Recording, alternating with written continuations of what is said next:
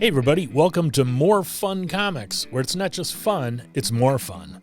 This episode is a companion to our last episode where we graded a Silver Age Thor 133, about a 4.5, which is still a good book, but at the lower end of our More Fun Comics sweet spot scale. To draw a comparison, today we'll look at this issue of Thor 142, a very similar book, but hopefully much more on the sexy part of the scale. I don't know. Let's take a look. Hey everybody, welcome to Fun Comics, a webcast dedicated to promoting the joys, passions, secret mysteries, and forbidden desires of comic book collecting. Just call me Doomstooth Dirk Drudgler, lifelong comic book fan, 20-year comic book retailer, and comic collecting hobby advocate. I'm not sure what Doomstooth means, but if nobody has laid claim to it, then I'm going to use it as a supervillain name. It sounds like something that might have existed in maybe the Magic community or Dungeons and Dragons. Here is the Doomstooth. It gives you some power. I don't know. Doomstooth. Well, anyway, you may ask, Doomstooth, what is this whole thing about? Well, almost unimaginably 50 years ago, when Thor 142, this issue, was published, the idea that comic books were art was something that didn't exist. But things have changed. Comics are a distinct art form in that they not only engage sight, but also touch. The tactile nature of the medium increases the sense of engagement of the reader. Comics have existed through many incarnations of things that have disappeared and have really haven't changed since they started 70 years ago, 80 years ago. I'm not in favor of comics in plastic cases. I completely understand why someone would be interested in them, but to me, when the sense of touch is severed and the contents become sealed off, then it stops being art and it becomes a product.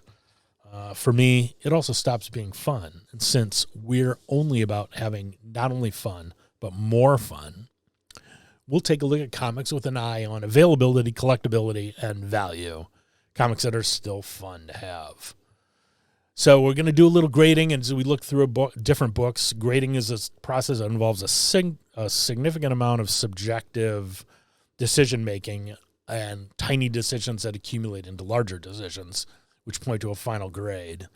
Their standards are pretty clear and usually pretty consistent, but based on the possibility that I may be living some kind of delusion that I know what I'm talking about when I actually don't, I advise you not to make any legal or medical decisions based on my grading. There's a standard 0 to 10 scale, with 10 being gem mint, perfect. The higher grades obviously sell in, they most likely will sell in multiples of the expected book value, as many collectors, speculators, and investors are fixated on getting the best graded prices at this comic book shop. We're more interested in getting a great comic book and getting great value and having fun, more fun, right? So we'll be focusing mostly on mid-grade books between 4.0 and 7. So it's kind of assuming there's a bell curve in the availability of the comics. These are the grades that are probably most available in the wild. This is a sweet spot where I believe you can find gems at a comic book shop, a comic convention, or online, and still save a little cash. So let's take a look at Thor 142, July 1967 issue, another classic by Stan Lee and Jack Kirby. Definitely they're in full form, top-of-the-line game with this particular issue, as they were for many years around this time. But when we start talking about what the value of a comic book be or how to grade it or looked at anything like that, really kind of one of the initial things is probably the most important thing that ever since you were a child looking at comic books. It's the appeal of the cover, the eye appeal. So the immediate and a large part of the determination of the value of a book is what the cover looks like. So you're always kind of looking at that eye appeal to sort of get a place to sort of drop this thing in. So the eye appeal of this book is really good. The colors are real bright. The whites are, let's see here. You can see the whites. There's not a whole lot of white, but it's not too bad. It's not brown. Oh, there's one up there. So they're actually really good. The color on this one is good. And as we go in closer to look at the book itself, we can see that it's real clean. You look at that sharp edge, real nice looking. Very few problems with the edges. A good clean corner, and there's a tiny bit of an abrasion right here. That, that's it's a noticeable thing, but it's not too terrible. And the rest of the spine looks pretty good. I mean, there's not much damage to it. There's no spine roll at all. There's an occasional little spine crease there. That's a kind of a tiny one. There's 2 or 3 of those. So those show up. And then we also look at the bottom edge. Looks pretty good. And then there's a tiny, tiny little crease in the corner there. So, but overall, a darn fine book, which has great eye appeal and is real clean. So let's take a look through the rest of the book. I think if we're going to initially kind of drop this in, which I like to do, to pick a point to start from and work up or down from that, I'd say this is a solid 6 without any question or not. So I'm going to kind of start there, and hopefully we'll get a 7 out of it or a better grade. So let's take a look and see what we got and see where we will end up. As I said, it's a classic Jack Kirby, Stan Lee collaboration, July 1967. This would have been about 9 issues after the issue we looked at in the previous episode. And it's kind of it's pretty basic Thor story. They're all, as we talked about last week, they're all kind of basic. Thor, something comes and it's powerful and it hits Thor hard, and Thor falls back a little bit, and then he fights back because he's Thor, and then they'll throw something harder at him, and he fights back even harder, and ultimately is a winner. So that's kind of the standard story. Nothing much different here. It just involves the Super Skrull, a Fantastic Four villain, who has all the abilities of the 4 members of the Fantastic Four. So he's a pretty powerful opponent and worthy of the God of Thunder. So let's take a look through the book. So it opens with a kind of interesting, funny story about a guy. Hey, Goldilocks, how about you and me race, and I'll race you on my bike. And Thor, of course, grabs him and you don't go fast enough. And all of a sudden he's flying him in space, and the guy's, oh, just let me know. So it's, that kind of a typical amusing story, which were a blast to read in the 60s.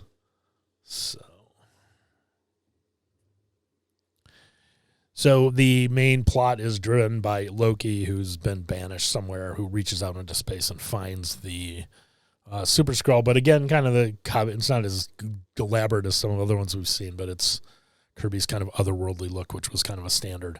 It's always fun to find ads for magazines like this. This didn't last that long. I think it only lasted maybe 12 issues, something like that. I think it was recently put out in a trade paperback, but it's kind of Marvel's version of Mad Magazine, mostly dedicated, kind of satire and funny things with their characters. So, but it was an interesting magazine. I have a couple issues. We'll probably look at them sometime in the future. We always love the ads. So one of the great all-time classics for anybody that was a comic reader is Grit ads. And actually, it was a couple years ago, Grit was still, I don't know if it's still around, but it was still around. It's a magazine form now, very much for like homesteading, like home farming and stuff like that, very oriented towards that, which is the newspaper at this time was geared towards rural communities. So, but the Grit ads were a regular, as were the jokes and the gags and that kind of stuff. But Loki finds the Super Skrull, and the Super Skrull determines to get his honor back by coming to Earth and fighting Thor. So really, this is just like page after page. I'm just going to kind of roll through them here, and it's great action because the Super Skrull takes the powers of Fantastic Four.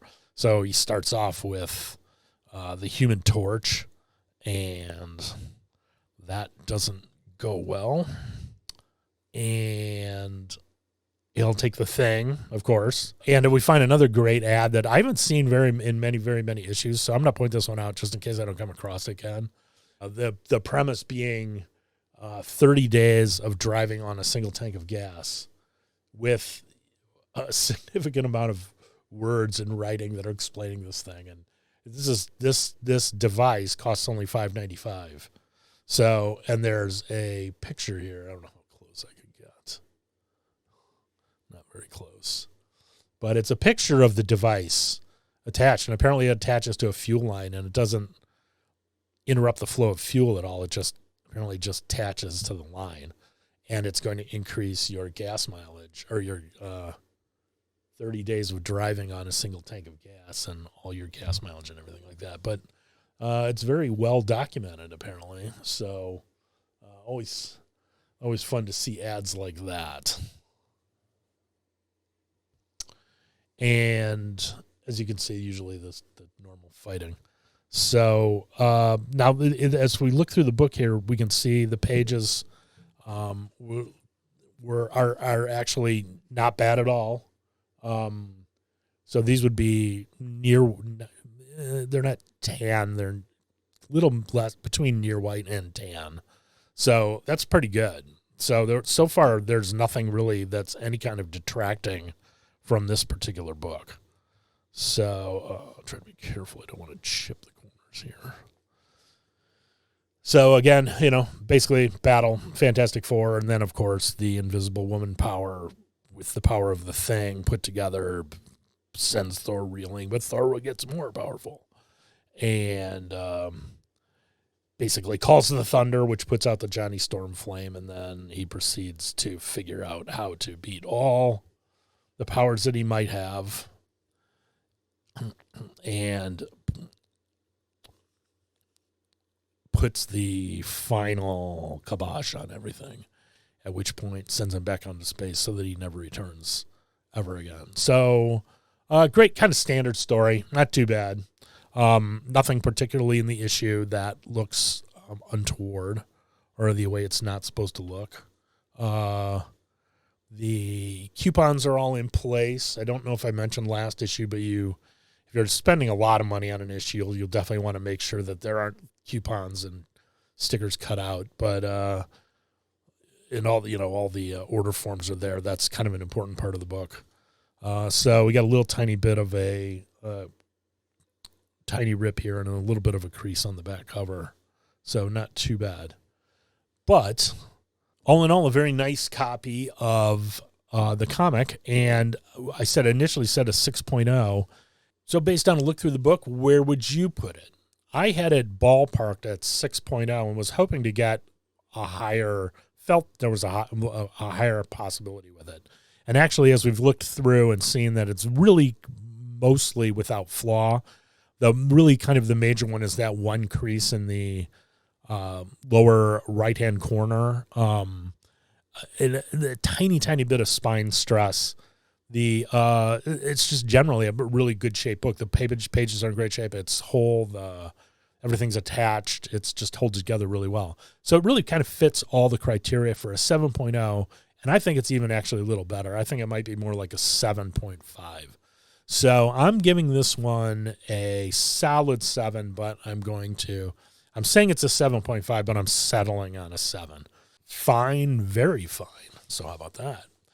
It's a great book. And if you're interested in collecting these kind of issues, and there's no, like the last one we had the first full appearance of Ego, so there's something special about it. There's really nothing special about this one. It's sort of an average run-of-the-mill comic, which means it's not super expensive because of any kind of contextual stuff in it. So if you find decent copies of it, then it's just a great comic to have. It's a fun comic from the Silver Age of comics. It's a great Stanley Jack Kirby collaboration. So it's kind of a fun comic that you can get a decent copy, and let's see what we can get them for. So Overstreet has it priced at a 6.0, would be $21. They have an 8.0 at $49. So we put this one about halfway between there. So we're probably looking at about $35. So, based on Overstreet grading. A 9.0 for this comic would be $92. So there's not a huge amount of up value, even as they get better and better. So that means you can get a pretty decent copy at a pretty decent price because there's just not a lot of pressure on the prices, at least at this point. So if we take a look at eBay, I looked for a couple of issues and I found one. I look for ones that are recently sold. And this one actually looks pretty good. It's roughly similar to our copy. Everything looks pretty normal. So that one went for 22 plus 8, about $30 with shipping, and that's a good one. The other one I found was $22.50 with about $5 shipping, so $28, $27, and it was not bad either. So they have this one they don't have a grade on it in the title anyways, but as you can see, it's pretty clean. And obviously we're just looking at the covers here. We're not really going too deep into the book. So there may be flaws on the inside, but just for these two particular books, and there you see it probably looking about $30. That's about what we're finding on the Overstreet. So again, here's one more matches. If you're out at a comic convention or at a store, a comic shop, then there you might find a decent copy. Look it over, and it's not worth paying, a high amount. And I would say $30 would be a high amount for a lower grade book of this. We have 4.5, 5, even a 6.